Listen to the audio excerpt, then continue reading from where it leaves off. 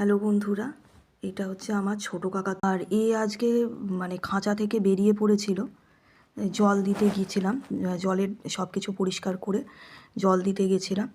এবার উঠতে গেছে, গিয়ে এবার আমি তো ধরতে যাবই, নাহলে খাঁচার মধ্যে না থাকলে তো সারাদিন জল খাওয়া এগুলো করাটা মুশকিল ওদের সেফটির জন্য, কারণ আশেপাশে বিড়াল টিড়ালও ঘোরে।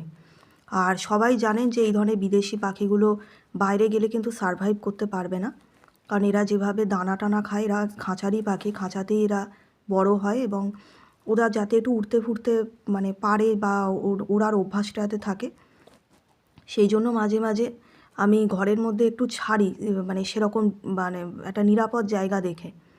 কিন্তু এ আজকে উড়েছে এবং ন্যাচারালি একটা দেয়ালের মধ্যে প্রচণ্ড জোর বাড়ি খেয়েছে।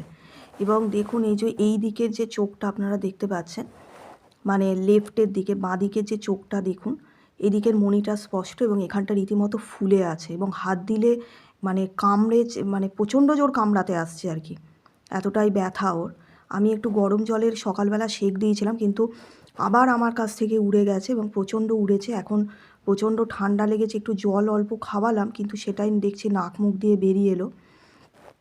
তো এই পাখিটা কিন্তু অ্যাকচুয়ালি ছেলে পাখি এবং যাই হোক, এটা ছোটো কাকাতুয়ার মধ্যে পড়ে এবং এটা খুব সুন্দর শীষ দেয়। এরা এই সকালবেলা উঠে ঘর বাড়ি মাতিয়ে রাখতো, খুব সুন্দর শীষ দিত। কিন্তু খুব খারাপ লাগছে, যারাই দেখি খুব ভালো শীষ দেয় ডাকে, তারাই দেখি একে একে এরকম হয়ে যাচ্ছে। আগে জাভা পাখিটাও খুব আহত হলো, লাভ বার্ডকে এরকম করে দিল, সে খুব সুন্দর শীষ দিত, সে আর শীষ দিতে পারে না।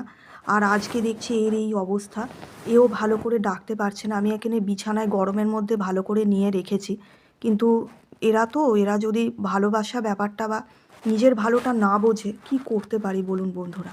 আমার খুব খারাপ লাগছে। আর ফ্ল্যাটে আমি পাখি রাখতে পারছিলাম না, আমার বাড়িতে খুবই অসহযোগ, ঠিক আছে, ওই জন্য আমি এখানে নিয়ে এসেছি। আর ওখানে খুব উত্তরেরা ঠান্ডা হাওয়াও দেয়, নাহলে ওখানেই রাখছিলাম আর কি। আর এত দূর থেকে না টোটো করে নিয়ে যাওয়াটাও খুব অসুবিধে।